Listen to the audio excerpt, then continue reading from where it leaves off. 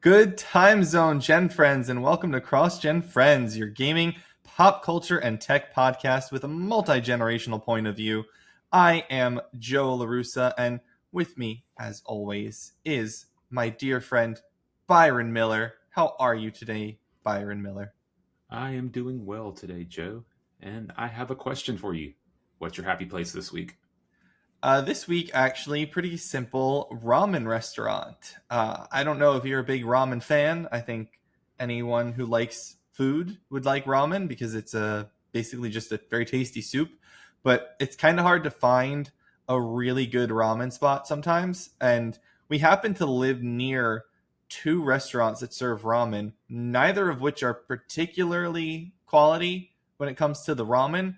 Uh, Jing likes the poke bowl. I don't really care for these restaurants, so we don't go to them very often. But back in September, they did a re-release of the Tobey Maguire Spider-Man trilogy in theaters, one day after the other. Do you recall that happening? I do. Yeah, so I bought tickets to go see all three of them, and unfortunately, the theater that I was going to is like half an hour away from here, which is not a big deal, but still kind of a trek, and you got to plan for things. And they were all in the evening, so I looked around near the theater, and I was like, "What's good? What could I eat?" And there was this restaurant uh, that's called Hokkaido Ramen. So I said, "All right, let's give it a shot." So I went to Hokkaido Ramen that first day, and it was delicious. It was so good. I had the spicy ramen there that was, like a pork and chicken broth with, pork slice and all the different accoutrements that come with a bowl of ramen, and it was fantastic. So I decided to go there the second day that I went as well because they had an even hotter version of the spicy ramen. So I got the even hotter version, which was not extra hot, but it was the kind of hot that took the flavoring away. So I decided I would stick with the hot instead of the fire flavored ramen, and I enjoyed it a lot. So I told Jing about it, and she'd never been to this restaurant yet. And so finally, we had some time, and we decided that this week we would go to the ramen restaurant for lunch or dinner whenever we had time, and that's what we did. Cool. What kind of And ramen it did you was get? delicious. I got the spicy ramen again, so it's pork slice and chicken and pork broth, and yeah, it was just it was it's like bamboo shoots and some and bok choy and things like that in there, No, and it was delicious. And I added chicken this time. I sprung for the extra chicken ad. no medium boiled egg on it. There was the egg, yeah. There was, Okay. soft boiled egg actually, marinated soft boiled egg. Technically, is what they was how they call it on the menu there, and it was really good. And then Jing got the spicy beef ramen, which she likes. She likes ribs. I don't really do ribs or bones things. I'm not a big fan of the bones of like in my food for whatever reason. It just doesn't appeal to me. I get boneless chicken, boneless pork chops. I can do bones if I need to. I don't want to peel it off the bone most of the time. Even when I make my own steak on the bone, I cut all the meat off the bone and then I get rid of the bone first before I start eating. Just don't like having it around.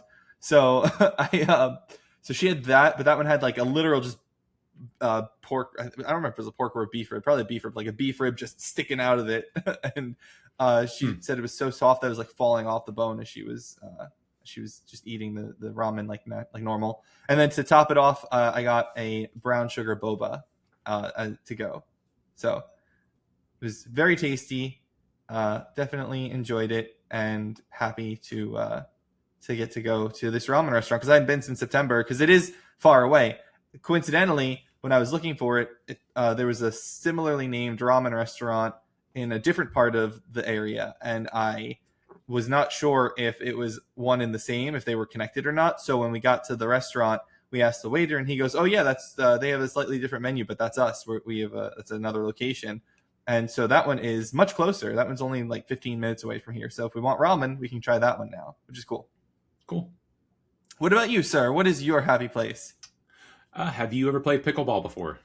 I have never played pickleball in any sort of official capacity, but we did play pickleball when we went away one weekend because they had a pickleball court. Gotcha. So some of my friends have started playing pickleball, and there is a beginners pickleball league that is at one of the local breweries. And so I went with them on, I guess, Monday, so almost a week ago today, tomorrow, a week ago, and had an absolute blast playing pickleball with my friends and some new friends that I had never met before. Um, and I really enjoyed it. Pickleball. I've never played tennis in any real fashion. I played in high school in PE, and I hated it. And I did everything I could to like not play tennis. So I was kind of surprised that I enjoyed pickleball, but it's just a different game. It's kind of like a mix of tennis and table tennis. Hmm. Um, it uses, I guess, table tennis scoring rules, and the court is smaller than a tennis court. I want to say you can fit 4 pickleball courts in one tennis court, if I remember the diagram correctly. Uses paddles instead of rackets, and it uses kind of a version of wiffle balls for the balls. But it was a blast, and They're really durable wiffle balls, so like they're very sturdy. yeah, they look like they wouldn't be, but I mean, we've knocked the crap out of them and haven't broken them yet. Yeah. Um, and so I had gone to the used sporting goods store and bought myself a paddle because I didn't want to spend any kind of real money on something I had never played before. And my wife had interest in playing, so I went out and got a little beginner's set that included balls so we could go knock around together. And I got her a racket or a paddle. And yesterday we met a couple friend of ours who I'd played pickleball with already, and they met us over at some of the pickleball courts near my house, and we played for a while, and then we went and had lunch, and then we went and got cake, which I have yet to have. So all in all, pickleball related, it was a good day yesterday. I've enjoyed playing. My wife is going to go and play with us tomorrow, so there you go. Pickleball, it's fun. I Cool. really It like was it. it was fun. We enjoyed playing. Again, we were just looking like Googling the rules or whatever and trying to figure it out ourselves, but it really was fun. It was definitely an enjoyable time as someone who's not big into sporting activities. Yeah, the rules, like googling them is tough. Like it helps to have somebody reinforcing it while you're playing, because the rules, some of them, like they don't sound like they make sense, but they make sense as you play and as you get used to them. It's not too bad. Um, but yeah, pickleball. It's fun if you have any inclination in trying a new sport. There's pickleball leagues all over the place. Listener viewer of the show who's friends with me, MG, said that pickleball must be the new Top Golf, which is different. Top Golf is fun, but it also is expensive. Pickleball is essentially free to play. You can just go to the What court is and move Top around. Golf expensive? It's just a driving range. I mean, yes and no. The balls are all chipped, and so they have a Top Golf range has scanners, sensors, cameras, whatever they use to know the position of the balls at any given time. Have you been to Top Golf before?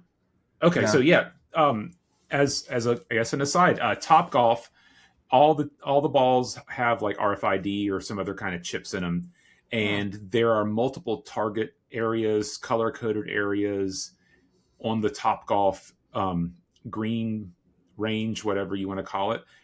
And there are different games you can play. Like you can play things like who drives the ball the furthest. You can also play games where you're aiming for the different color coded areas because they're worth different point values. They have dozens of games you could play, and there's a video game aspect to it. You have a monitors that you watch that score everybody and show you where point values are, and it allows you to kind of to customize how you're playing, what you're playing with different kinds of games. So yeah, that's why it's expensive, because there's a lot of technology that goes into it. But I as somebody who see. doesn't care for golf, Top Golf is an absolute blast, and the food is pretty good and the drinks are pretty good. So overall, it's just a fun time, honestly. Yeah, when Jing and I started dating, I offered Top Golf because my buddy Brooks was had recently gone to Top Golf basically, and was telling me about it, and that you hit driving balls, and I didn't know all the technology side of things, but it still sounded like a fun time, and so I offered it to Jing, and she was like, no. I was like, okay, that's fine, understood. Yeah. Yeah, y'all should go sometime. You'd have a good time. She had zero interest. I'll raise it again, but she was completely uninterested in it. And also, I It's don't think there are any Top Golfs near here. Yeah, I don't know. I mean, there's got to be one in the Buffalo area. It would be a long It drive to go golfing. I didn't know how far it was. I figured it was like half an hour or so. No, it's like an hour and a half away. Buffalo Okay. itself. No, I strongly recommend at least giving it a shot once, because I'm I'm down. not a golf person. I there are fewer things that I would rather not watch than golf on TV.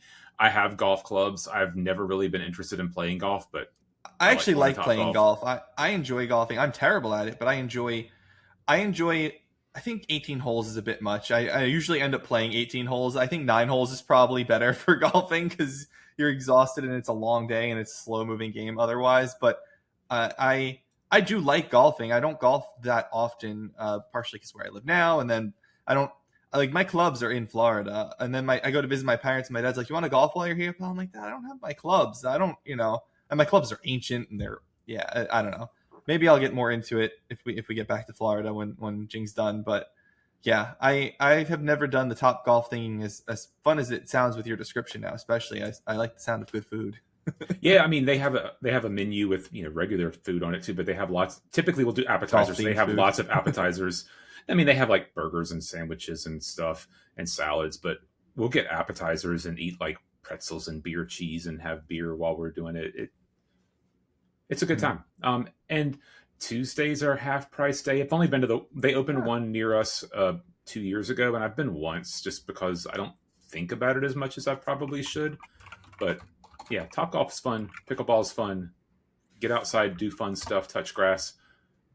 Highly recommended. And that's why I haven't been playing much games in the past couple weeks because I've been outside doing stuff because it's mostly been nice. It's not today, but in general, it's been nice. Yeah, I like badminton. I'm good at badminton. I was Yeah, always good at that as a kid. I had a little badminton net in the backyard and whatnot. It was fun. yeah. I never played badminton. Really? If you like That's badminton, like I surprising. imagine pickleball is very, very similar to that. Mm. Apparently, they were supposed to be building a Top Golf like down the road from us. Like literally down the road from us, a Top Golf was supposed to be built, but it was construction was delayed to this year. I'm Yeah, still not entirely sure where this is supposed to be, but it's the way it's described sounds like it's just down the road. yeah, and nothing. I mean, you never mistake Topgolf for anything else. You can see it from like a mile away with the gigantic nets near the highway. Typically, it definitely has a look.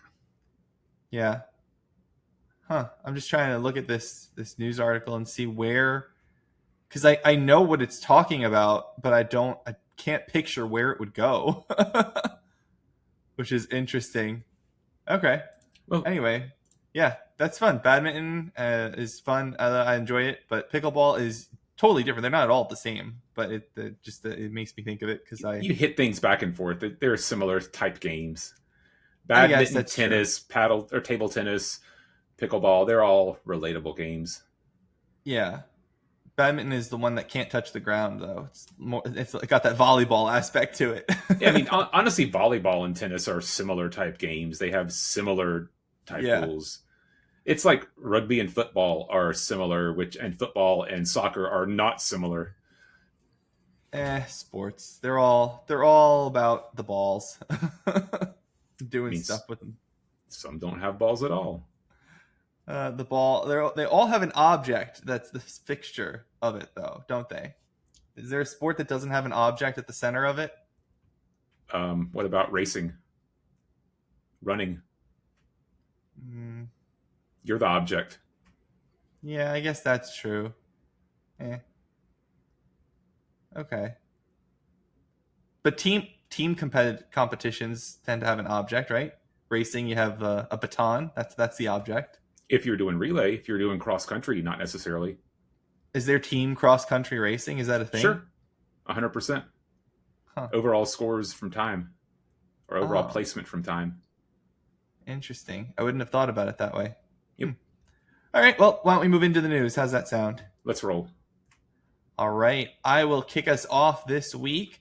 As is tradition, we start a podcast after a showcase of some sort discussing important games from that showcase.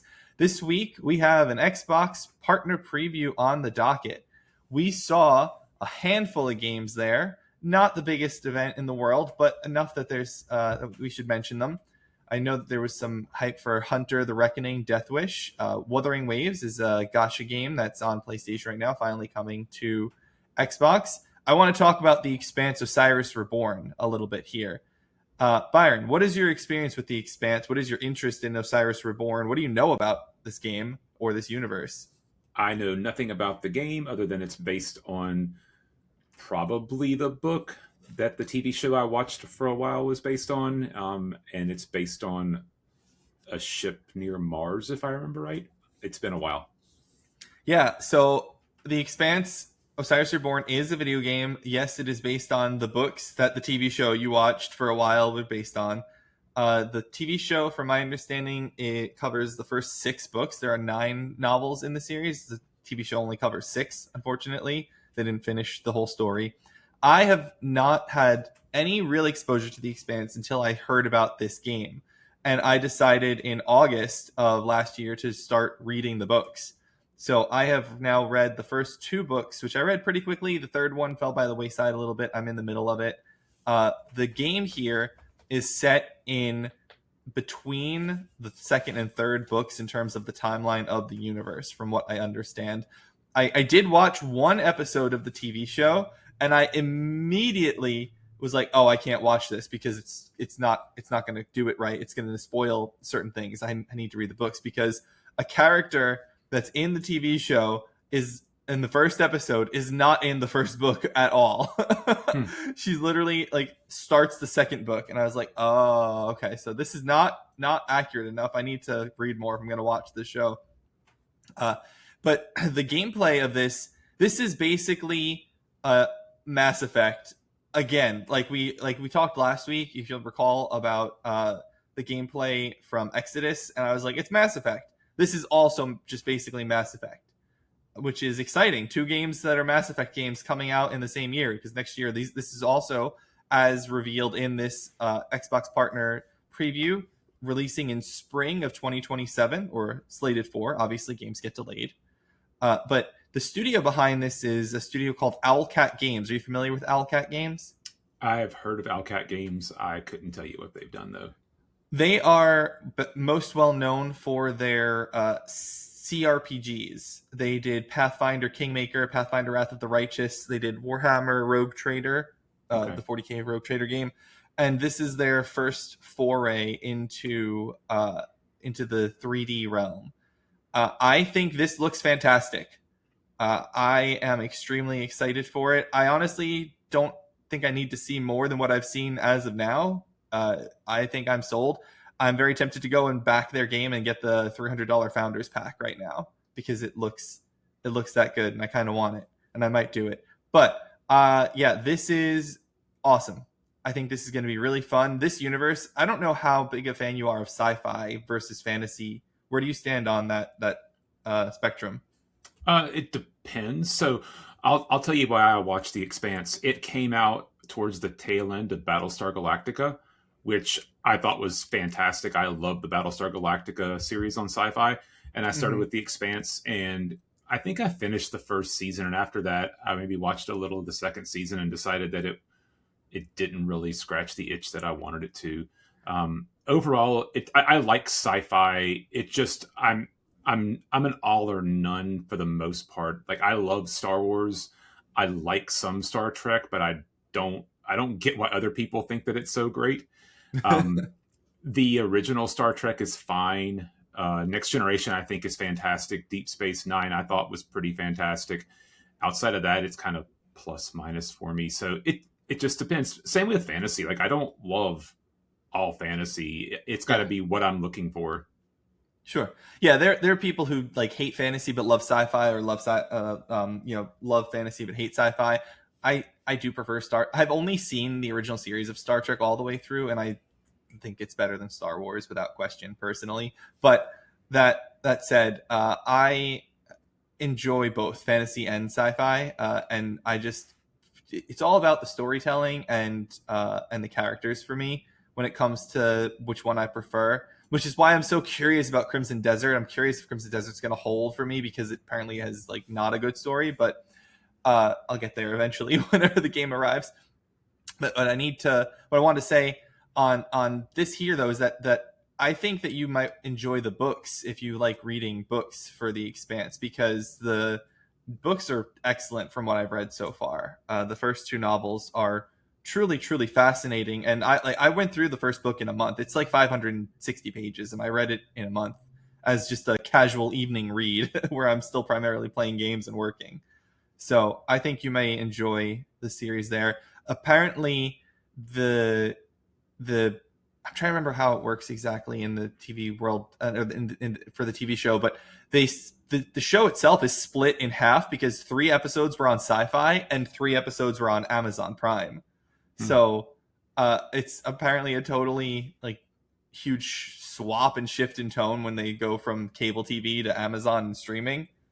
Because there's a lot of um, like dark things in this book series so far. Like some of this stuff gets dark, and there's also like adult themes and sexual content and stuff like that I'm sure Amazon explores in a deeper way than Sci-Fi did. But yeah, if you liked it at all, I would say just check that first book out, and then maybe you'll get on board for this game. Yep, Yeah, I will consider it. I've got a backlog of books that I should be reading that I'm not reading. I tend to consume don't we all? periodicals more than I read books, but in theory, I like books. I get that. Next up, Grave Seasons. Don't really know what this was. It was just a thing. Serious Sam Shatterverse. I know Serious Sam is a big thing for some people. I don't. I never played the Serious Sam games. Have you played them before? Like 30 years ago? It's been a They've been. long time. Yeah, they make new ones and they do more in it, but people Oh, still love the series. The next big one here, Stranger Than Heaven. Byron, who develops Stranger Than Heaven? I need you to tell me who's the developer of Stranger Than Heaven. no clue. I'll give you Square. one hint. It's going to drive you crazy because I'm going to talk about it forever. Oh, is it the stupid Yakuza people? It is Ryuga Gotoku. RGG Okay. Studios is behind Stranger Than Heaven. This is their new series, originally unveiled as Project Century. This game looks absolutely incredible. I am bouncing off the walls excited for this game. I am also incredibly depressed that I'm going to be on a cruise when they have the Xbox showcase presenting a full deep dive into this because it's happening on May 6th, and I will be on the water on May 6th, or maybe I'll be on an island. I'm not sure, but You'll be able to watch it when you get back. It'll be okay. I'll be watching it on the water. I will borrow Jing's phone because she bought the Wi-Fi. Well, I bought her the Wi-Fi package for streaming video because I said, "Do you want the Wi-Fi package for like texting and stuff?" She goes, "I want the full package." I said, "Oh, okay." So, yeah, I will be definitely consuming this as soon as possible. But this game is still kind of unknown, but it has the powerful like beat 'em up, smash faces, crazy action combat of the traditional Yakuza games and the Judgment series, and it looks awesome. And what I think is really most interesting about this, and this may interest you, Byron, is it's set over 5 different eras in Japanese history across 5 different cities.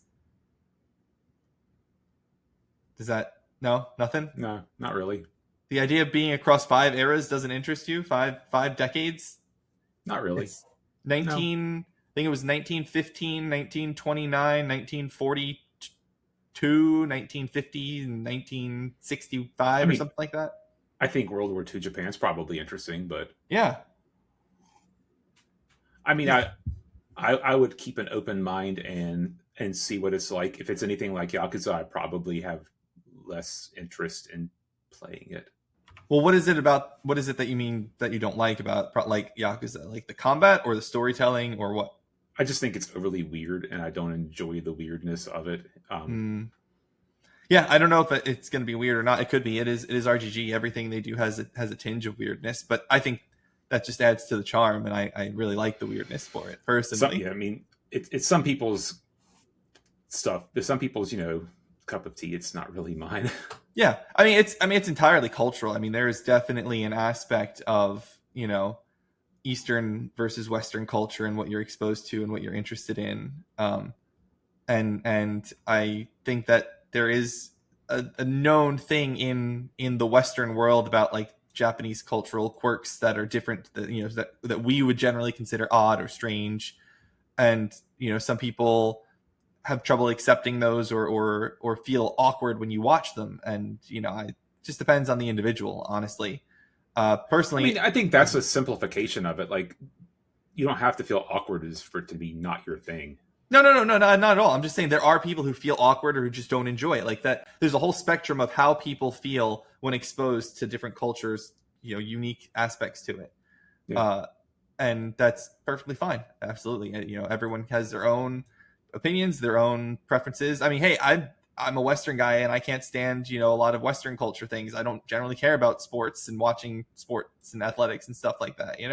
It's all personal in that regard. But as far as this game goes, I don't know whether it's going to have any of that stuff. It's safe to assume it's likely, but nothing that they have shown hints at any of the quirkiness of Yakuza games in here. But to be fair, the Yakuza quirkiness isn't what they advertise a lot of the time either, at least until recently. With the Kiwami 3, they really hammered home the be a dad aspect of it, which is funny.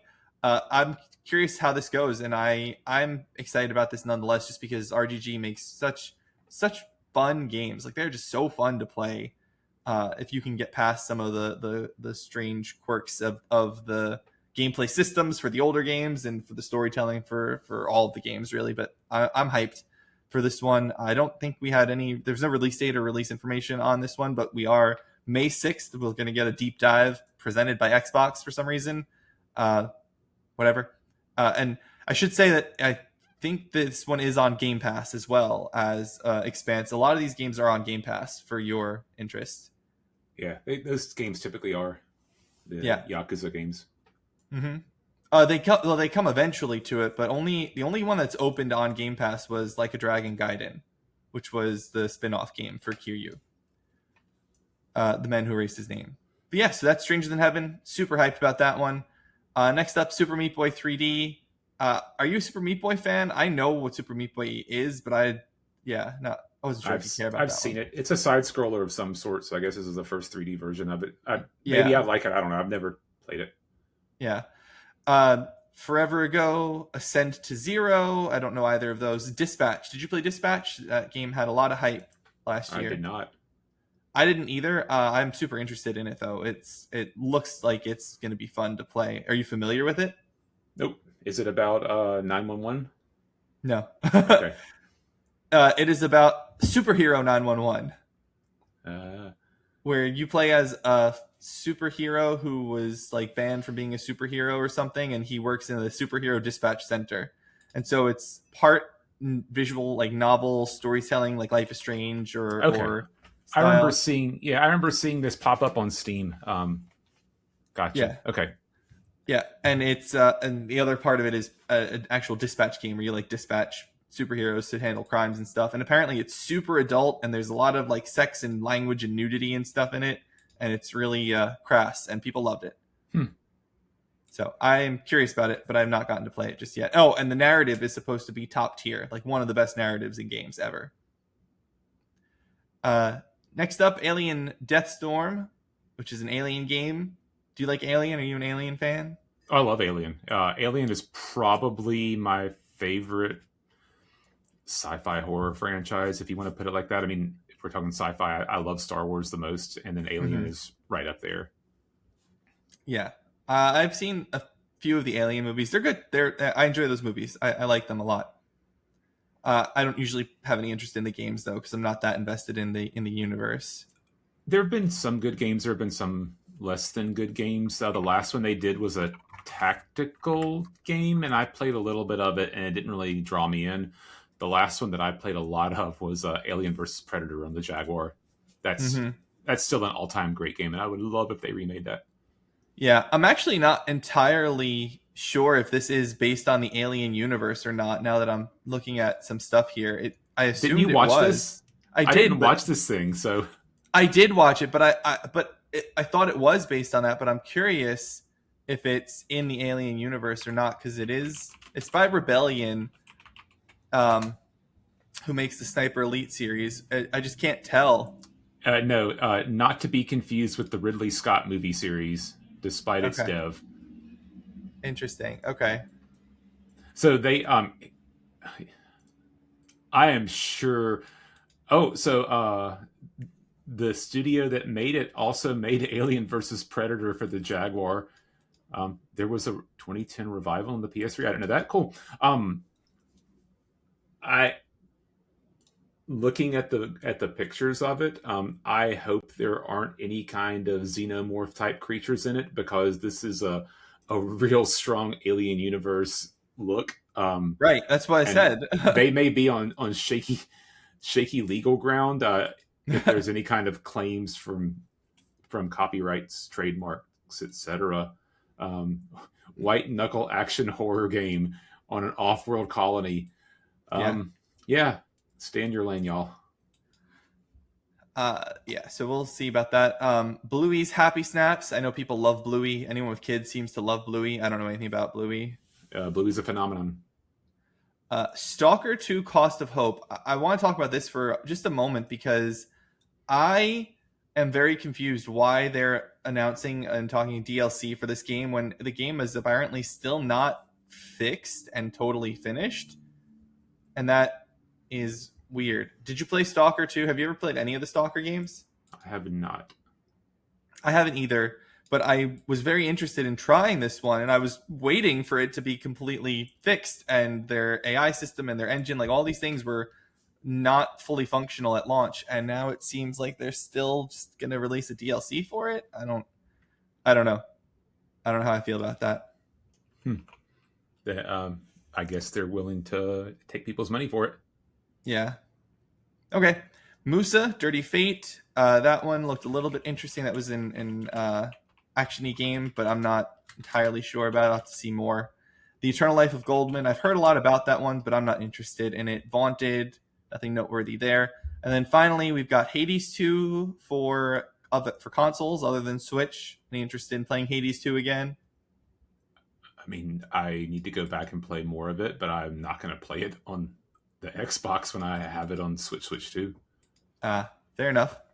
I didn't play the first one. I don't really care. I don't like roguelike games that much, so I'm not interested in it. But I'm sure it's enjoyable. I think it's weird to show it off like it's a new title, though. I mean, they did it with Dispatch too. It's new to Xbox, I guess, and to other consoles. But Oh, I guess I wasn't paying. I was thinking Dispatch was a new version of it. It's just the same game as before. it's Okay. a port for the Xbox, yeah, because it wasn't on Xbox before. See, I thought Hades 2 was out on everything. I didn't know that it No, was unreleased on. It's on PlayStation, right? no, Oh, it this is the was first play. It was just switched. It was Switch and PC and PC. Switch. Yeah, Huh. Weird. yeah. Oh, good for them. Go get money. And then finally, the very last one, Artificial Detective. I don't know how I felt about this one. This one was you play as a robot detective trying to figure out what happened to humanity. Uh, I saw a lot of people like vibing with this game. It did not vibe with me at all, and that's kind of why I wanted to talk about it because it looked okay, but it did not. I don't know. Have you seen anything about this one in your time in the last couple days since this? Nope, I have It's not. it's an action adventure. You're a robot. Yeah, I don't know. It just looks weird. Its gameplay is kind of um it's third person over the shoulder, and it looked just kind of clunky moving around. You have a robot dog that helps you in combat, so that's cute. There's But clearly a person in the game, though. yeah, that's like the last person on the planet or whatever, Oh, and you're looking after her, something like that. a Um, human girl. Okay, yeah. Lead your underdog team of a military robot dog and a human girl as you fight, hack, and outsmart your enemies. I mean, I can see the appeal. It could be I good. can too. It's something about how it played didn't look right to me. It just looked Release like it date. maybe needed some refinement. It's scheduled for a 2027 release on PC. So Yeah, yeah, a lot of these I'm, things were 2027. Expanse was 2027. Stranger Than Heaven, we don't know yet, but could be 27. it is on recording day, March 29th. So hold back some of your hype for next year. Yeah, March 29th of 2026, not of 2027. Yeah. Yes. It's a year away. Oh goodness! But that'll do it for the Xbox showcase. A few things worth talking about there. I'm still really excited about Expanse and Stranger Than Heaven. But overall, not a bad showcase there. Not as good as Sony's last showcase that they did, State of Play, and definitely not Xbox's best. But overall, I'm okay. Thoughts? Any additional thoughts on it? Not really. I might be willing to give Expanse a chance if it's going to be like Mass Effect and gets good reviews, but like I've said before, I don't get worked up about stuff that's going to be a year I know. out. Like I refuse to get worked up about Grand Theft Auto, and technically it's coming out, or theoretically it's coming out this year. Yeah, yeah, fair enough. But let's move on to away from this topic here. Glad we got to talk about it at least, and I always enjoy showcase conversations because it's fun. I like the hype of new games and whatnot, and I appreciate you for indulging my enjoyment, sir. When you start talking about the Yakuza games more, I'll try to cut you off a little sooner. But this, feel free to explore. All right, Byron, you've All got right. our next story. Yeah, so this week Nintendo announced that starting with Yoshi and the Mysterious Book, physical cartridges will be priced higher than digital games. The digital version of Yoshi will be $60 and the physical version will be $70. Switch 2 game key cards are expected to be considered physical games. I thought this was very interesting because Mm, people have been asking for a long time, why are digital games the same price as physical games? And the answer to that has typically been, well, I don't know that it's been stated outright, but people have always speculated the reason they are the same price is because game developers, console manufacturers, etc., don't want to upset the physical stores like a Best Buy or a GameStop, etc. And I honestly think that what's happening, the cost of, at least with Nintendo, the cost of their memory cards is going up. Related to this, we didn't put it as a news story, but Sony has announced they're stopped selling SD cards for the time being. I'm assuming because costs are skyrocketing on those too, and hmm it's going to be considered unsustainable for them to sell them at anything they're going to make a profit off of. Um, and so, yeah, I think this is good for consumers that you now have the option. If you don't want the benefits of having a physical copy, you can get a cheaper product. $10 is not for nothing. Um, I think it's also interesting that the game key cards are going to be the same as a physical game, which I understand. There's a right that comes with having a physical game, and that's that you can let somebody borrow it. And that's the same thing with a game key card. When you have the digital thing, I don't believe with the Nintendo games you can let somebody else borrow your copy. I know that they've No, you talked still about can that. You can? actually. Okay, Yeah, so but you have to be near the person. So like you could mail this or send it to someone. You actually have to physically be in proximity with them, and then you can like move the game share with your Switch, and like it does a whole animation of like exiting your thing and going into someone else's. Like you're borrowing it. You're lending that it is out cool. that way. Yeah, so I guess the biggest difference with the digital version versus the physical, and I don't want to say key cards are the same as physical because I'm guessing that. So even with the physical game, you're not buying the game; you're buying a license to use the game. But with the physical game, it's harder for them to ever take that away from you. I know that some people have been upset that they've bought movies. I think PlayStation was bad with this, where they would lose the license to have a movie, and they just took it out of people's libraries, and people were rightly upset with that. So with the physical version, if you have the full physical disc, or not disc, the physical cartridge, um, they can always have a soft lock when you connect to the internet. I guess they could do, but it'd be harder to take that away. So that's what you're getting for the physical cost. Yeah, I mean they can't because the cartridges aren't bound to accounts. They can't lock you out of just like making a new account or buying a new Switch. Like that, you can always figure out a way to access the physical cartridge themselves. The If you're offline. If you're online, they could always program some yeah, sort of, we no longer allow Yoshi and the whatever, Yoshi and the Mysterious Book, we will not allow that to play anymore. And it would require some yeah, kind of OS modification or check in online to do. right, yeah. But yes, the game would have to have some sort of online connection required and mandated so that they could turn it off and whatnot. Yeah, my point is if that assuming that is not the case for a Yoshi game, which is not a multiplayer game, then they can't stop you from playing that game in the future because it's Yeah. And and you Nintendo do. is not likely to lose the rights to the Yoshi character either. So the odds of Yeah, it happening, it's just talking in general yeah. speculation. Yeah. So the interesting thing about the game keycards is okay. So in copyright law, there's a thing called the first sale doctrine.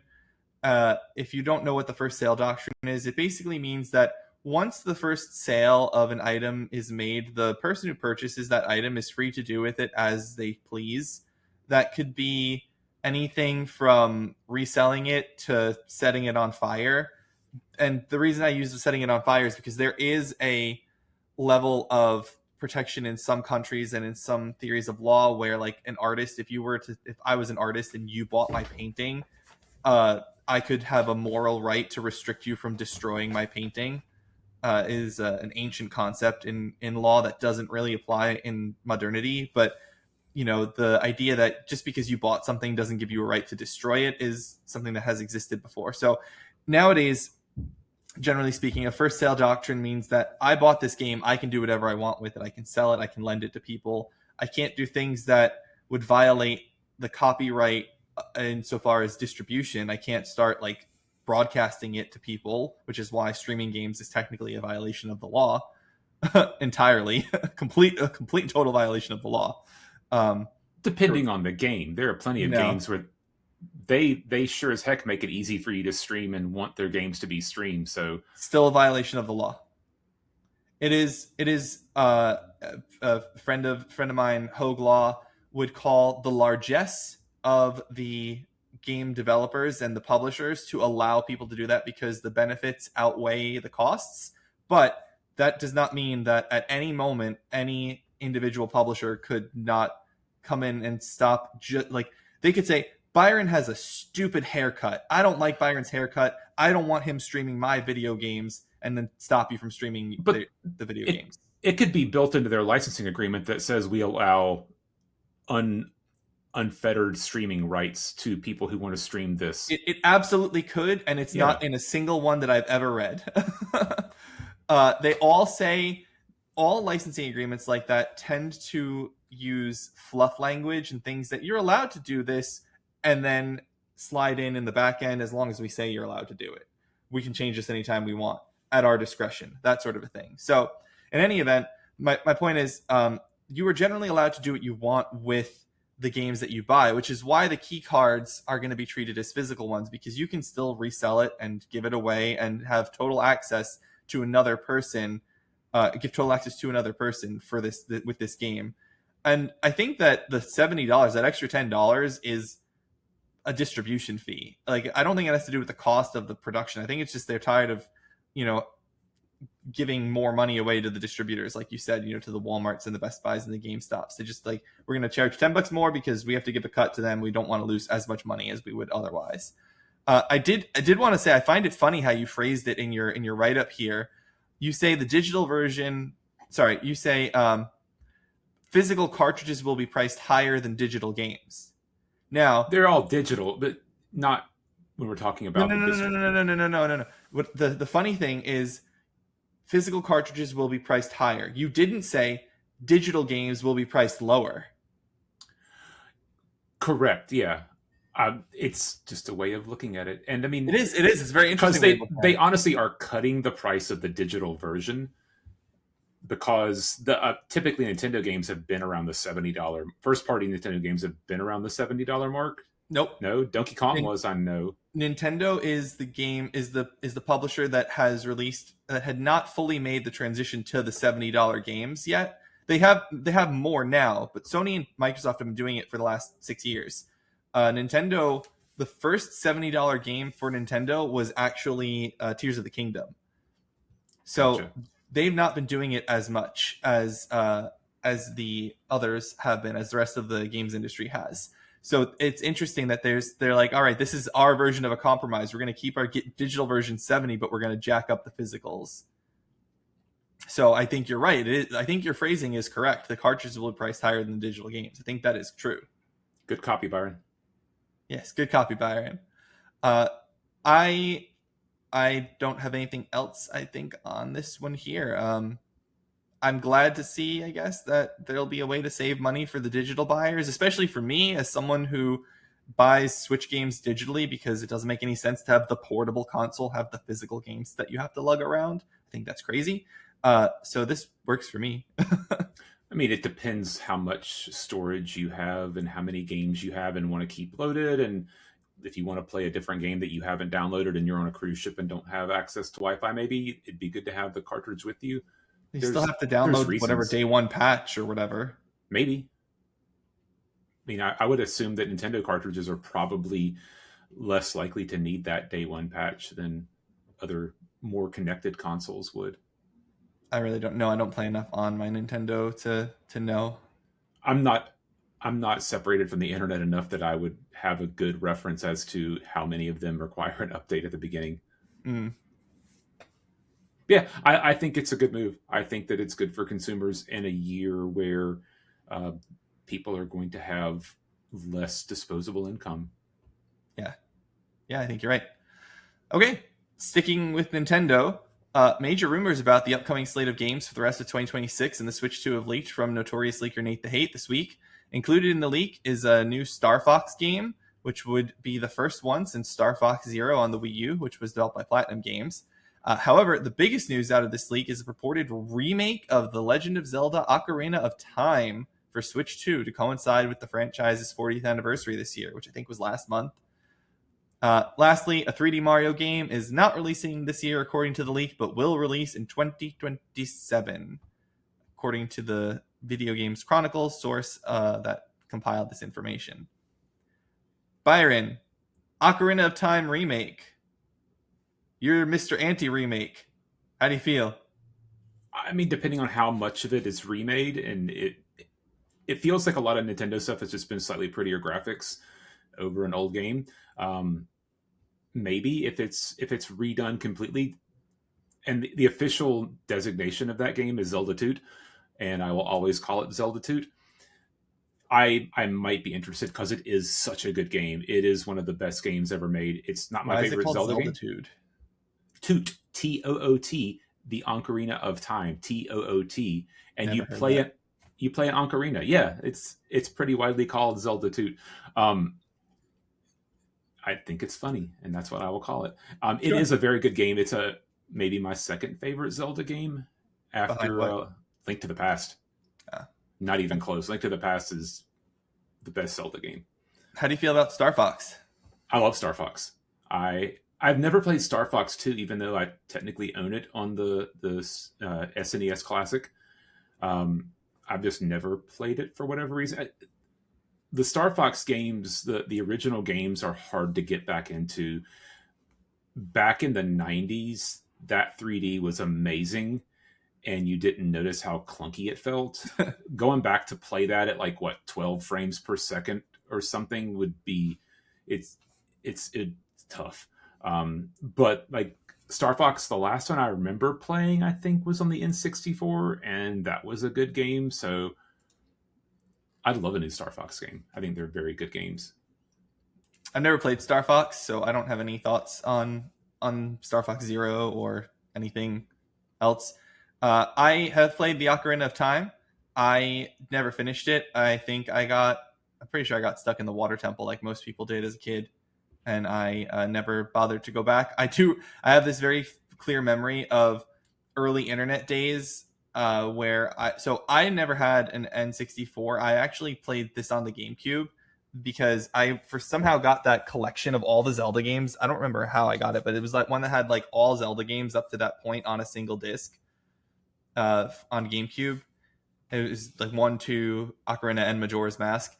And I remember going down into our basement and just trying to use the internet to understand and get a guide on how to do the stupid water temple. Probably where my hatred of puzzles in games comes from, to be honest with you. And I printed out like I don't know, like a 60-page guide for or something on this game. And my dad got so mad at me because I wasted 60 pages of paper printing out a video game guide. And I don't think I ever got any further than that. I definitely stopped there, and then I went into Majora's Mask, and I also never got anywhere in Majora's Mask. I don't like Zelda games. I don't think they're fun. I don't like puzzles. I love Zelda games. I haven't played all of them. I didn't. A lot of people say Majora's Mask is the best one, and I didn't get into it. I don't like feeling like I'm on a timetable, Mm-hmm. and Majora's Mask had a clock, and I just 3 days. that's what kept me from liking the original Dead Rising games as much as I wanted to because of the stupid clock. I like to be able to explore and not be bound. And anytime I feel like you're timing me on something, I mean, so I'll clarify and say like games where you're racing, like on the Spider-Man games where you have to get building top to building top because it's a task. I'm good with clocking like that. I don't mind beating the clock on that. But a game where the entire gameplay is based around doing things in a certain time frame, not a fan. Yeah, I also don't really care to be timed like that. For Majora's Mask, at least, like the whole point of the game is you play the song of time rewinding or whatever, and you like restart the day, like you start over, which is not so bad. It's not like you hit the end of the timer and you have to start the game over altogether. Like you're at least learning things, and it's condensed in that way. But yeah, I agree with you in general. Um, I don't like timers in challenges either, though. To be honest, sometimes I really liked Final Fantasy 16. I did not go and get Final Fantasy 16's platinum because there were time trials required, and I'm like, nope, don't want to do time trials. Hate time trials. Time trials are not fun. I don't like having a timer. I like to take my time. I like to do things. I don't like to be like, oh, do it quickly to show you're good. Like, nope, I'm good. Thank you. I like to race, so I mean, I'm good with racing games. I'm good with time trials. I like racing. Yeah. So, um, and to kind of clarify my feelings on remakes in general, I don't love remakes. I would rather have new content come out. I my feelings are softer on games that aren't really available anymore. Giving people the opportunity to play Ocarina of Time too, I think is good if they do it well and don't just throw a rehash out there. I feel much more strong about re-releasing games, remaking games that are 5 years old. Like that's silly to me. If it was a PlayStation 4 game, it doesn't need to be a PlayStation 5 remake. But something from the 90s, cool, get it out there if you do a good job with it. Yeah. I will check it out. I would definitely check it out just because part of my issue with the trying to play the game, like thinking about going back to try it now that I'm older and can probably figure things out, is like it's old and clunky and doesn't look as nice. Yeah, and it's barren. Like you're going across fields and there's nothing there, which, in Yeah. 1998 or whatever it was, that was pretty cool. But Yeah.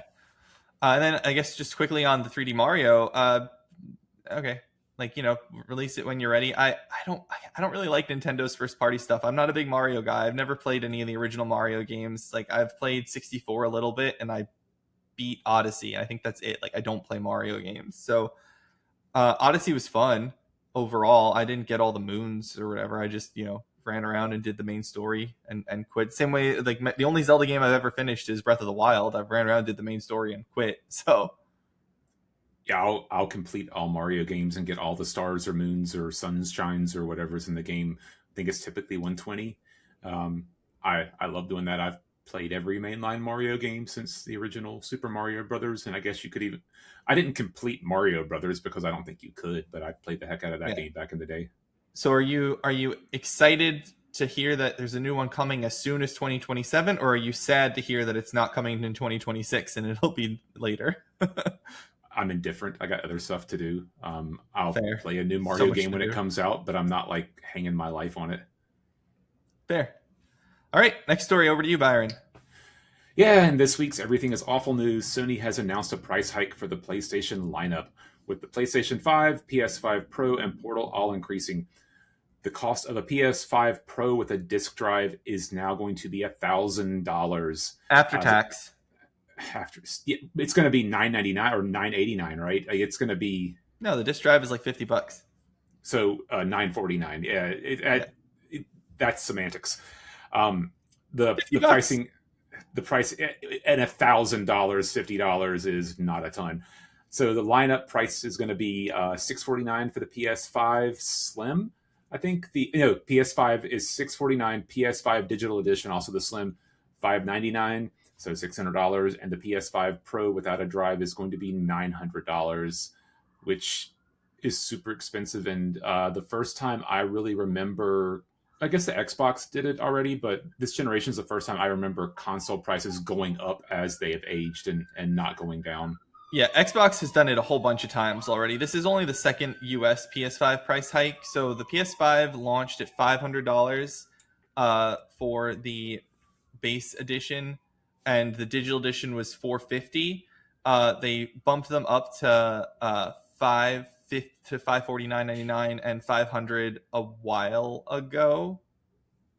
To a while ago, and the PS5 Pro started at 700, and then they pretty quickly thereafter bumped the Pro up to 750, and the PS5 is now going up $100 extra to 649.99, like you said, and the digital edition is now $600. So you're still saving that $50. Again, that's the disc drive cost, literally.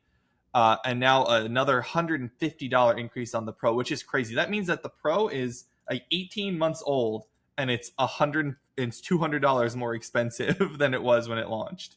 Yeah, I mean, I'd love to chastise Sony on this, but it's out of their control. They're not doing it because they're being greedy. They're doing it because the cost of making them is skyrocketing. It is interesting because, and I saw this on Twitter. I think it was Real Radic who had shared it. A quote from about like a month and a half ago, maybe not that long ago, from Sony itself, saying we're not worried about rising costs for all of 2026. We've secured all the parts that we need for 2026. Everything's good to go.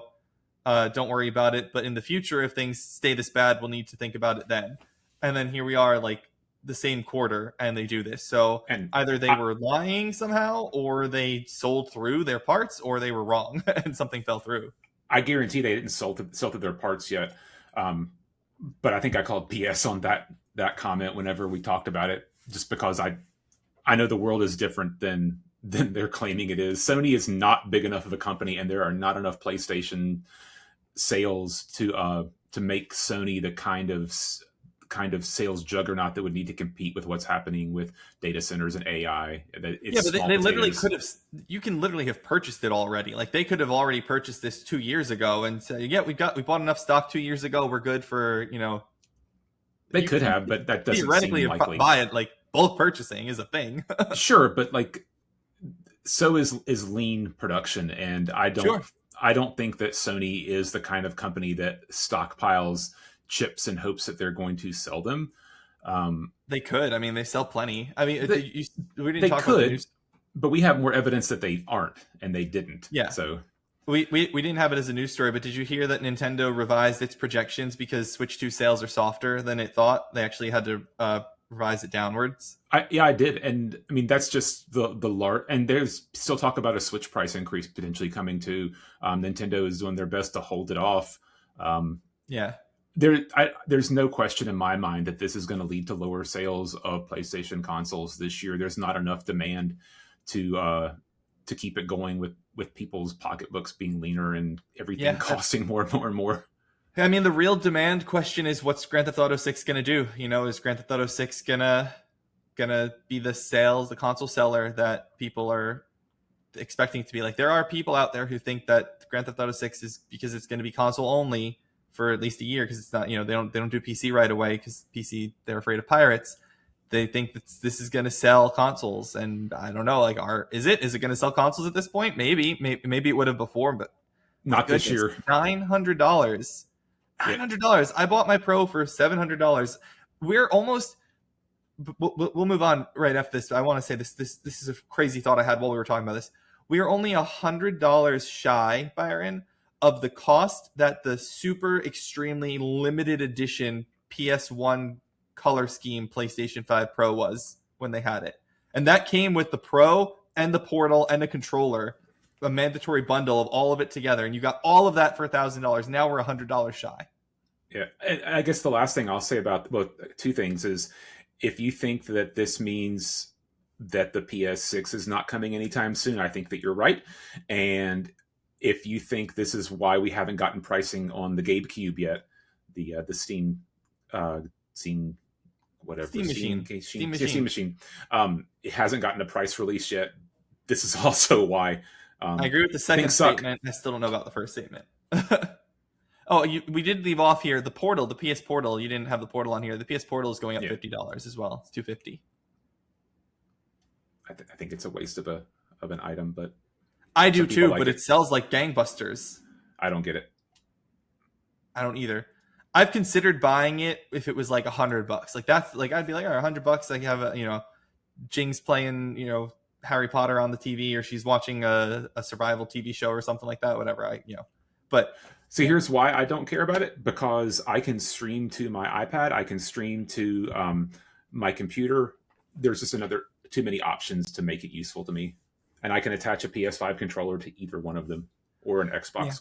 I can't stream with Xbox, I don't think, but I can play most of them on my PC anyway. yeah. Oh goodness.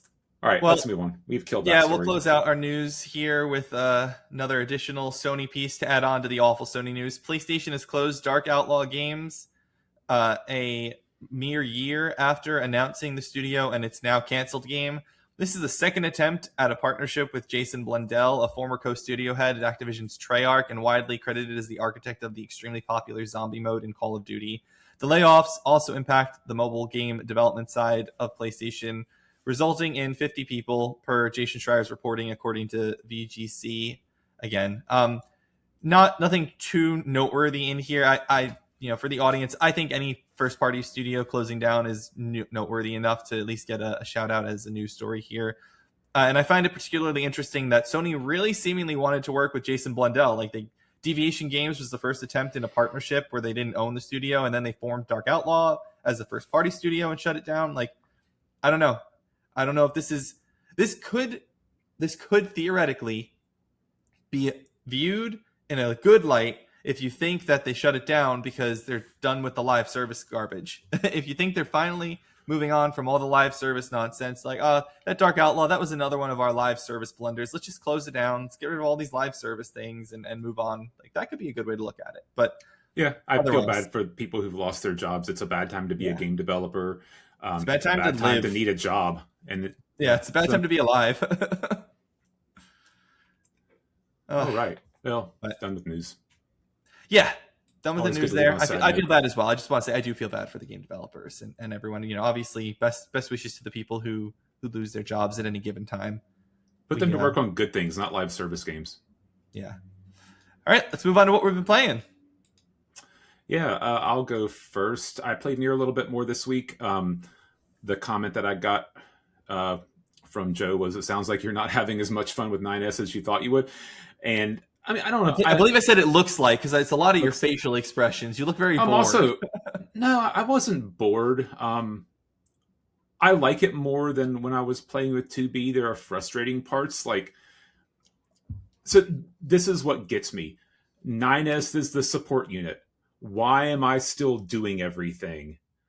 I get that I'm the player and I should be guiding things, but I should be helping out. And the primary means of damage shouldn't be the things that I do, whether I'm hacking robots or not to do damage. 2B is the battle one. She should be carrying the workload. Like, do something. Don't make me do it all. That's my biggest irritation.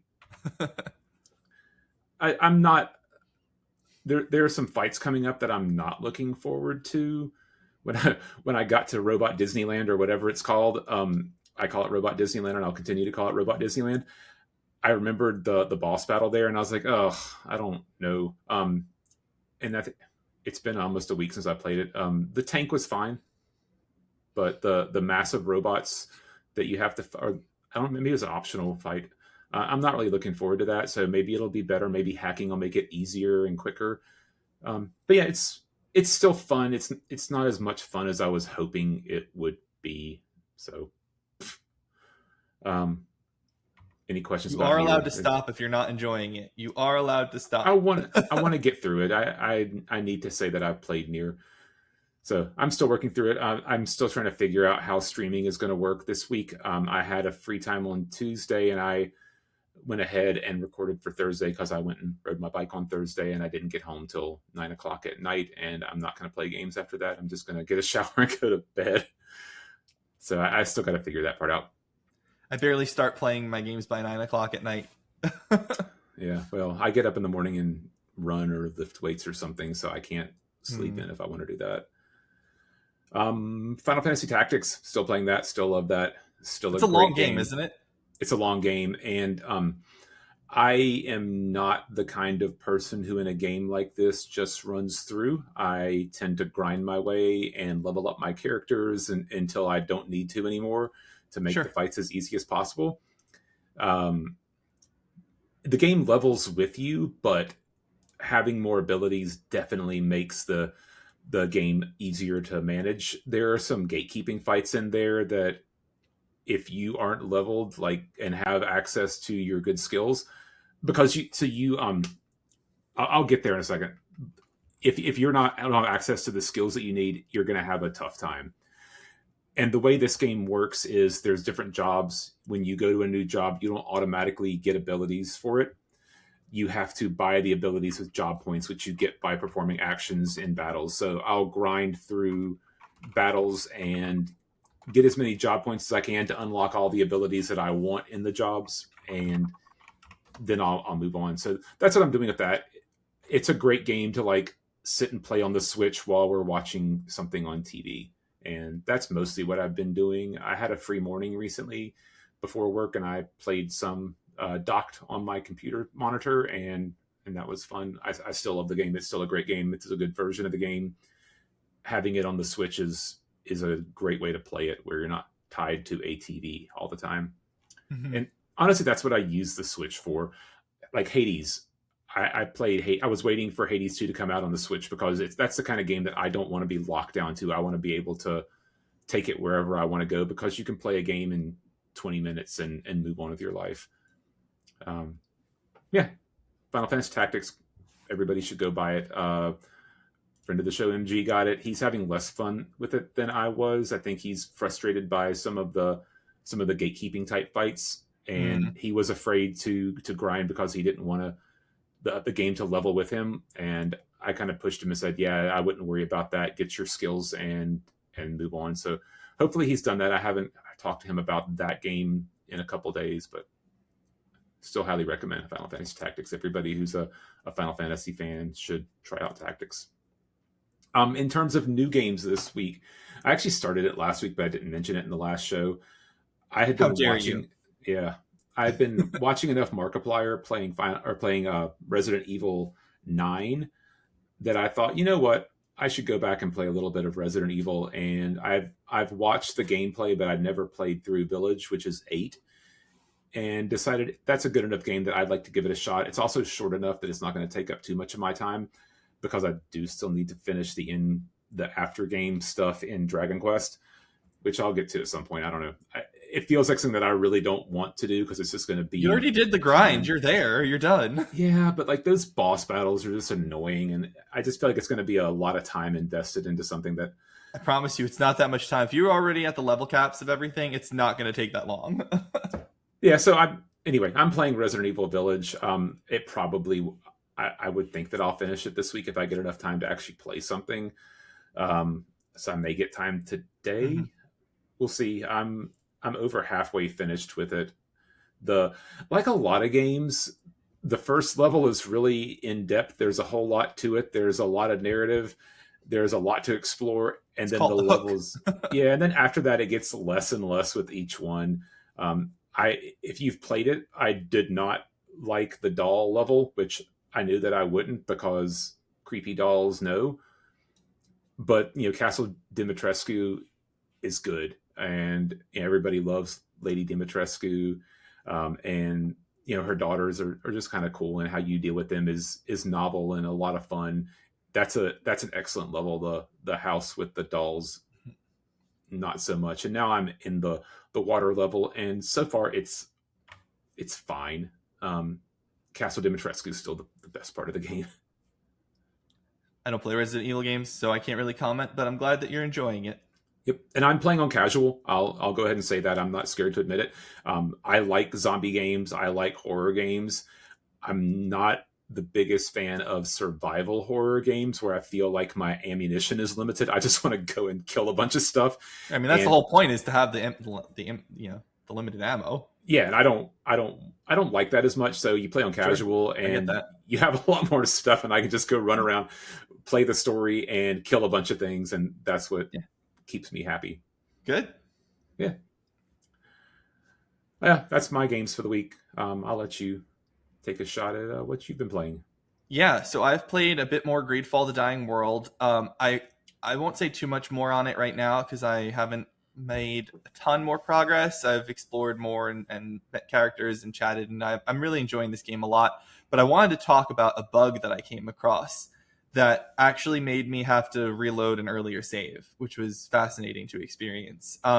So in this game, when you have combat, it's not turn-based combat. It is real time with pause combat, and so you're controlling your party members, and you have them do all their abilities, and you go into tactical mode, and you do what you can to survive, basically, because some of the fights can be hard. So I came across this one fight that I might have been under leveled for. I don't know, but they were higher leveled enemies based on the names of what they were, and they were actually killing me. Like I was losing this fight. And they were just random strays in the world, but they were tough. And so I was losing, so I would reload and I would lose and reload and try again, try again. Finally, I got to the point where I beat them. I was really happy. I was proud of myself. I got it through. And one of the mechanics of this game is a party member, because you've got 4 party members that are in your group at any time, can go down. And you can revive them with like the help action, and it brings them back up, and you can have them come back into the fight and heal them up. Or you can cast a spell to revive them if you have one available, things like that. But you are limited in terms of how quickly you can use the help action. The help action can only be used once every like 30 seconds or something. The spell can only be used as often as you have the action points to use the spell. So in this case, I revived somebody. They went down again. I couldn't get them back up because I didn't have it in time. The thing was on cooldown, but I finished the fight anyway. And then the fight's over. Combat ends. Everyone's up, moving around or whatever. Except I noticed that the person who went down was still showing as down on the health bar. Still had the skull, the 0 health, all that stuff. But she was standing. I was like, that's weird. I'd had something similar happen, but I just like rested and they healed up. And I was like, okay, it was just like graphical glitch or whatever. So this time, like, okay, that's strange. What's going on? So I go over to a rest point and I rest, and the person's not healed. And I'm like, okay, that's strange. And I go over to the camp and I make camp. The person's still not healed. I switch them out of the party and I bring them back in. The person's still not healed. I go onto my boat, because at one point you get a ship that like is your transport around the map or whatever as like a hub. And the person, they're out of your party now. So like there's no one in your party. It's just you. And the person who was injured is now seated or standing over, wherever she's supposed to stand. I'm like, okay. Or seated, wherever she was. She was in the spot that she goes to when she's on the ship. I was like, okay, maybe that fixed it. So I go back on land, add her to my party, come back. And now, not only is she still down, but she's frozen in place, not moving, in like a seated, like just whatever the animation she was in on the boat, she was just stuck in. And nothing I did could revive this person. Did you Google it? I did not Google it. Oh wait, I did Google it. But there's nothing reported on it because this game has not done very well because it didn't have any marketing. I mean, interestingly, I am finding guides to help me with things that I'm like, if I miss something or like if I have a question, I am finding stuff to assist with certain things. But I did not see anybody in the limited people who have been playing this game report this particular problem anywhere. I don't know what to do. Did you do the trick where you Google your question and then you add the word Reddit to the end of it, and then you get the right answer because it's on Reddit and not anywhere else? I did not specifically look Googling with Reddit, but I did check the Reddit threads for things. I didn't see anything with Reddit come up. Like there was just no one had seemed to report this anywhere. I couldn't find anything about it. Maybe it's there now. It's been a few days, but it was just so strange. And I finally said, I think I need to reload the save. Thankfully, I'm constantly saving in this game because I don't trust it, because it is early access. Essentially, it's out of early access not far too early, but it's out of early access too early. And I don't trust it to not break on me. So I'm saving constantly, and thankfully my save was just before that fight. So I want to correct what you just said. If it has these kinds of bugs in it, it's out of early access way too early. This is the only bug like this I've had. I've not had anything like this bad happen before. It's a bad bug. It's a bad bug. It's a really bad bug. It's a weird bug. I don't understand it. The game's auto saves for you. It has a quick save, an exploration save, and a story save, in addition to any manual save that you do. So you're getting plenty of save files if you have a problem like this happen, which is good. But it was just such a strange occurrence, and it will definitely hinder my score when I eventually get the review out for this game, which is unfortunate because I'm really enjoying this game overall. I really like the writing in this game. I really like the characters. And I love this world. I've loved this world since the first Greedfall, but it is unfortunate that it has these problems. It's sad.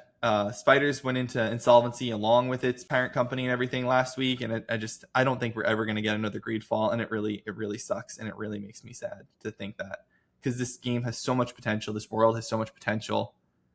Man, I hope something happens. I hope they save it. I hope someday, but I have that same hope for Dragon Age, and we know that's not happening. So They predicted it in the title. the dying world. Yeah. So yeah, that's Greedfall. And then I have a new one to talk about. I have started, played, beaten, and written a review for Life is Strange Reunion. The conclusion, the epic conclusion to the Max and Chloe saga of Life is Strange as it was sold and pitched to the audience by the developers. I adored this game. I really loved it. I know that I was in a small minority, maybe not small minority, but at least a minority of really enjoying Life is Strange Double Exposure, the predecessor to this game, which came out in November of 2024. So it's only been 18 months or so since the last Life is Strange game came out.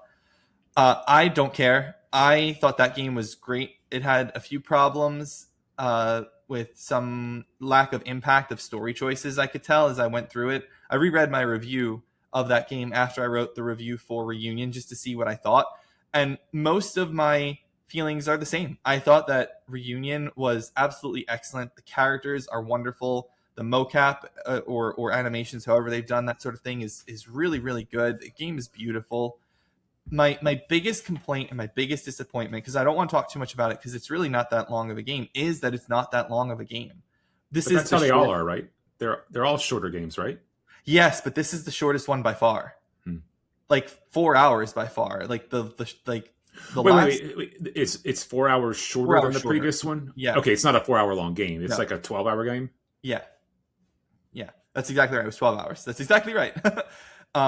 The last Life is Strange game took me about 15.8 hours on Steam, it says. My Steam hour count for Life is Strange games is pretty accurate. So it took me like 15.8 hours. This one took me 12.1. It was very short compared to the previous one.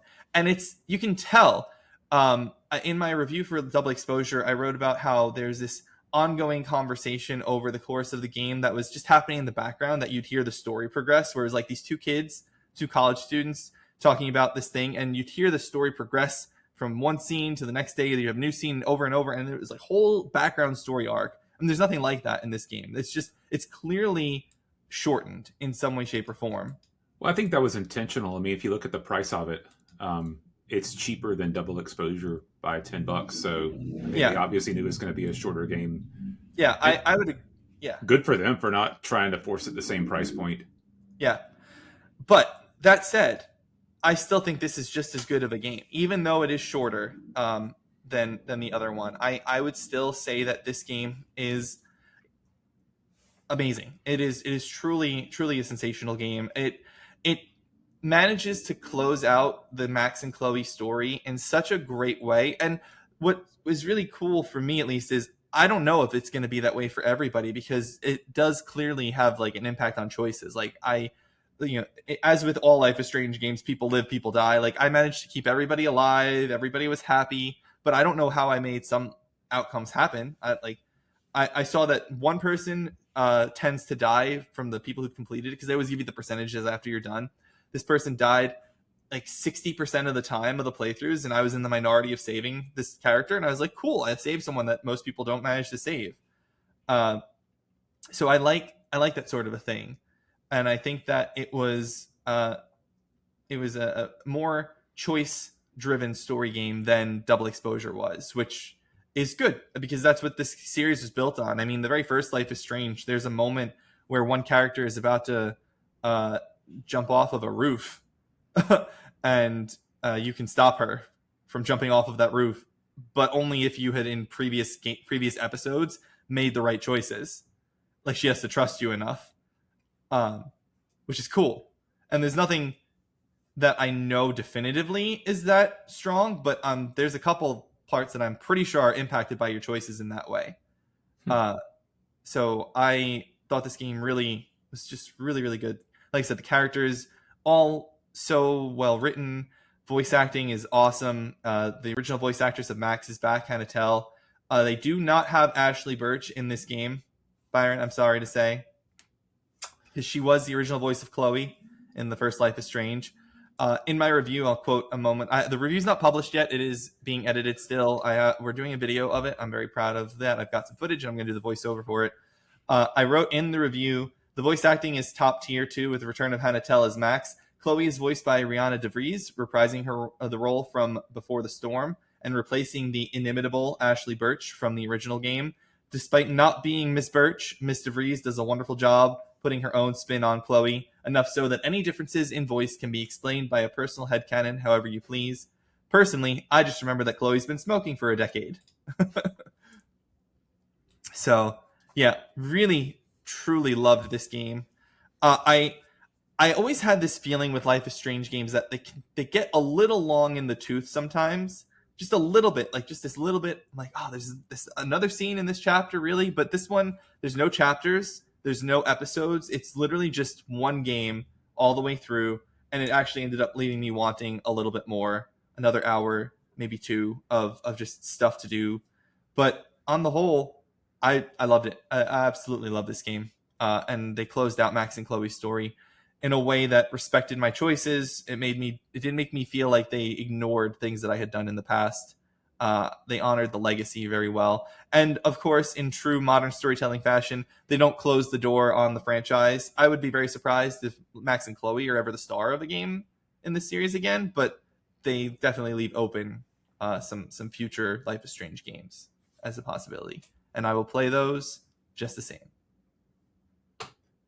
I should probably play Life is Strange after I finish Resident Evil 8. That should be an easy choice. I respect the idea of knowing when to quit. A lot of places, a lot of TV studios, movie studios, game studios don't know when to quit. Yeah. They always want to take that last gold coin out of the magic purse. So for context, the longest game in this series for me is Life is Strange 1.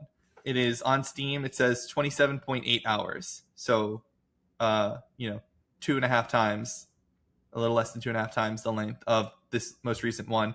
Part of that has to do with there's a lot of options to rewind, which is Max's power, rewinding time. And I did that a lot in the first game. You could still do it here, I guess, but there's not as many reasons to. Because you do have the power back. And then after Life is Strange 1, Life is Strange Before the Storm was 19 hours, 19.1. Life is Strange 2 is 16.5. I don't like that game. True Colors is 18.2. So they all are in that 16, 17, 18 hour range. And then Double Exposure, also 15.8, again, 16 hours, give or take. And then Reunion is 12.2 hours is what it says here. And The Awesome Adventures of Captain Spirit, the free prequel to Life is Strange 2, is 104 minutes, which is like a one chapter, quick little one shot. So, Cool. Yeah. I'm glad you check it out. it. I love them. I love it. Loved it. Check out the review on Season Gaming. Check out the video review on Season Gaming's YouTube channel. That'll be fun. You should link it in the show notes. I don't have it. It's not done. I'll link it when it's available. Like I said, the review is in drafts. It has to be edited by the editing team at SG. And then I sent the footage to our Australian video editor. He's going to put the video together once I get a finalized script over to him. And then I'll do the voiceover before I head out for my time away from here, while I have my good microphone set up still. And that's it for what I've been playing. I'm going to get back into Greedfall when we're done here. That'll be my game until I'm finished with it, because I owe the review for that still, for sure. If you can finish it. I'm sure I'll be able to finish it. Technically. I know what you meant.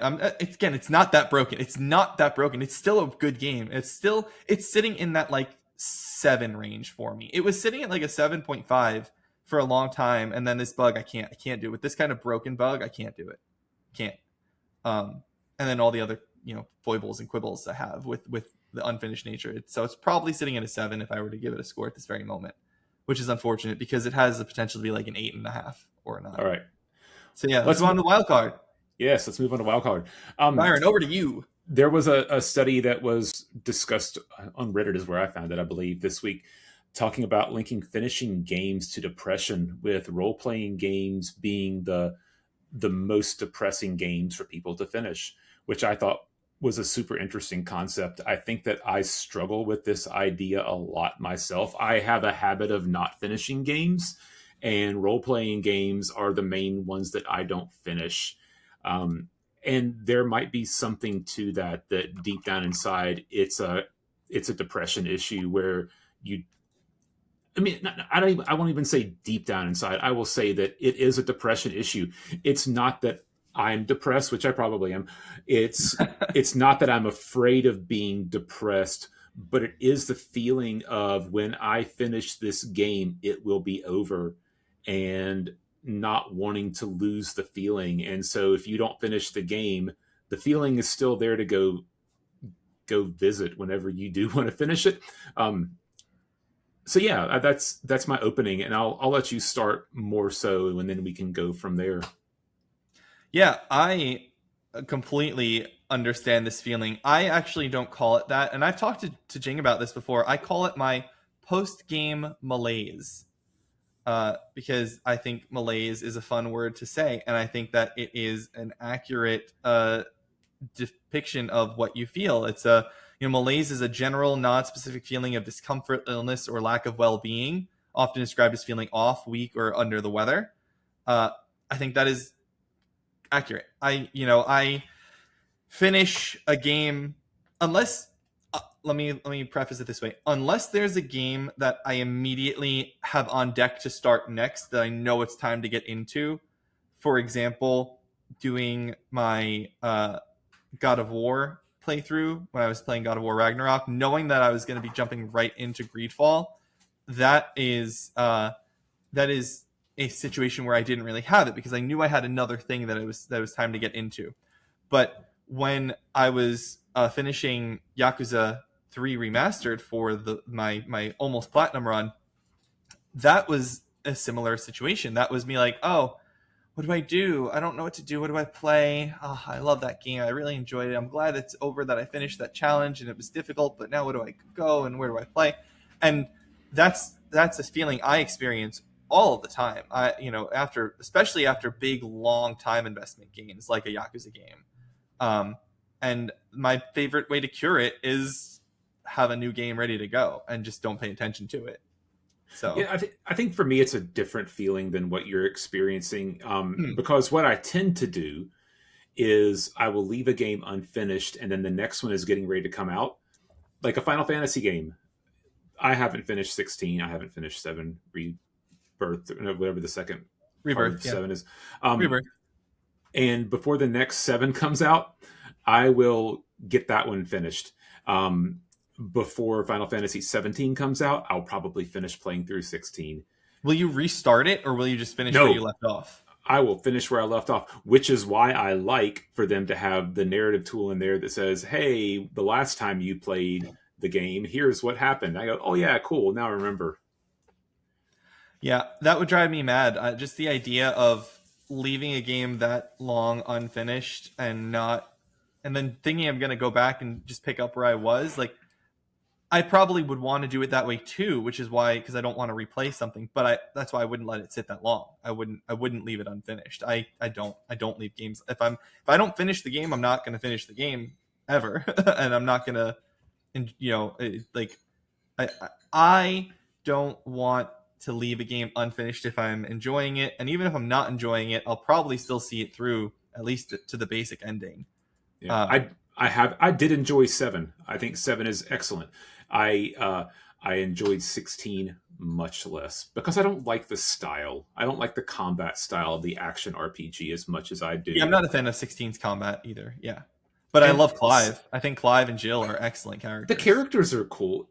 The thing about 16... And Mid's great. the thing about 16, like that, and this is not really the place to get into a big discussion about it, but it's just so on rails. There's little to choose, I feel like, and maybe that's Yeah, not there's no fair, choice. but Yeah. it just, you play like 13 you just play through on rails. I've never played 13, but I do know that that's the general criticism of the game is, They call it a corridor simulator. yeah, quarter or cattle shoot. Yep. So yeah, I enjoyed I enjoy that feeling of finishing a game, but it is that post game feeling. But unlike you, I will finish the game. I guess like that seems to be our difference. Is that I won't leave a game unfinished as I get to the very end. I'm just gonna see it through because I like that feeling of checking it off my list. Like, yep, that's done. Yep, that's done. Uh, like Starfield is an example of a game that I started, but I didn't play a lot of it. I played so little of it that I'll just restart it. It's not like I'm going to pick up my Starfield save from wherever I was. I think I literally just got onto the capital city of the group, and. But Tell me generally when you speaking, I'm going to finish. when you're going to play Starfield. Let me know, because I'll get back into Starfield at that time, and I'll finish the first playthrough of it and go through another playthrough of it, Okay, so we can be aligned. I'll assume I'm gonna aim. I'm gonna aim to see if I play it in May when I'm back, because that'll be after their biggest updates lately, and I really want to give it a shot. I don't know if I will. Maybe I'll put Starfield off for another 3 years. I really couldn't say. It could be our 500th episode special for all I know. Like I will not wait for 3 years, but I want to get back into Starfield at some point in time and try out the new stuff. so, I mean, at that point, I would say you let me know when you want to play it. As long as it's after May, you let me know when it's time, and I'll just suck it up. Because for me, I want to play the game in its best state. If they're going to keep fixing it, it's part of why I'm kind of glad that I don't have my Crimson Desert yet, because they keep patching it and making it better and better and better. They just patched it yesterday again. So here's a little behind the scenes for me. While we were talking earlier, for whatever reason, it triggered in my brain, and I pulled up the Xbox app, and I thought I should go ahead and download Starfield, so I have it ready to go. And I was like, no, you're recording a podcast. Don't mess with other crap on your computer while you're recording. So then I went back to the conversation. Oh goodness, that's funny. I'm interested in other people's thoughts about this. If you can vibe with this feeling, or have similar feelings, or just that you don't have this feeling at all, leave a comment. I'd love to get engaged with viewers, listeners in our YouTube comments, and see what their feelings are on it. Yeah, especially since you guys didn't give Byron anyone to give a game away to. That's right. I never bought anybody Ball Pit. I tried. You did. Yeah, I think that a lot of people experience this. Because I listen to a lot of podcasts and have friends that I talk with, and I know that some people have that same feeling of, I need to get back into this game, or I miss this world, or I miss those characters. And I experience that too. There are definitely games that I'm like, I miss the characters, and I'm just not likely to go back and play it again, because there's always new things to experience and new things to see. So yeah, I don't know. I think that I wonder why this happens. Any thoughts as to why we experience this feeling? I mean, it's anytime there's going to be a conclusion to something, there's going to be the feeling that it's over. And some people don't want it to be over. Some people want to see stories button up and stories finish. And some people fear what happens whenever something is finished. I mean, I don't know. It's less like it's definitely a video game thing for me. And because it is more tied to role-playing games, there is some involvement. Like, role-playing games definitely make you more invested in a game's narrative, because you're performing more of, I guess, the functions of the character, maybe. Yeah, you role play the character. You feel like that is you. So, I mean, movies aren't the same way, because you can be emotionally invested in the story, but not the same way. So that's kind of, I guess, my thought about why it's happening. I mean, there's something about having the controller in your hand and pushing the buttons and doing the actions. I mean, there's that scene at the end of Assassin's Creed Brotherhood 2 or Brotherhood, I forget, at the end of 2 or Brotherhood, where you stab Lucy and you have to push the button, and there's nothing you can do but push that button. If you don't push that button, you're not going to finish the game. And that hurts. That's a hard thing to do. Yeah. Someone who really liked that character and who'd gotten invested in her and that relationship. Yeah. It's different. It's a different experience than just watching it happen. Yep. You can look away, but you're still, what's happening because you're pushing the button. Yeah. Press F to pay respects. All right. Well, I guess that'll do it for this week's episode, Byron. Thank you for joining me. Let's move into our conclusion here and just talk briefly about the upcoming games. Really, it's just one upcoming game. Yeah, it's just one game this week that has any note or worth noting at all. South of Midnight, the Xbox first-party game, is coming to PlayStation 5 and Switch 2 on March 31st. I don't have any interest in this game. I hated the look of this game from the moment I saw it. The On2's animation style hurt my eyes. I literally, I couldn't watch the trailers. It was hurting my eyes. I've not looked at it, so I'm going to pull it up real quick and just take a look so I can. This is the one set in like the Louisiana Bayou with the black family who like have in the Cajun myths and whatnot. I honestly think it's kind of a cool look.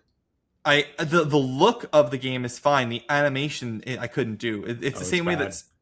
It's not bad. It's animated on twos. It looks like it's skipping frames because it is skipping frames. Oh, okay. So I've not heard that language used before.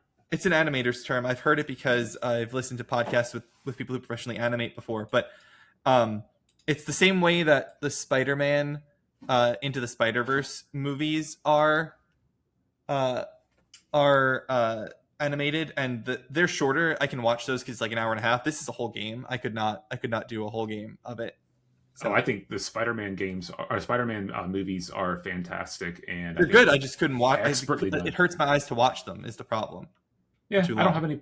I'll say that the animation of this one, they almost seem like marionettes, and that's a little weird to me. But the Spider-Man ones are different. Those are excellent to me. So I don't know. To each his own. This looks kind of cool. It's apparently not a good game. It's not on my list anyway, but hey, if you wanted to play it was on Game Pass. You could have played it for free. I guess I always could. Yeah, from what I've heard about it, it's a nice world and it's got some good music, but the gameplay is just god awful. That's what I'd heard about it. The gameplay is terrible.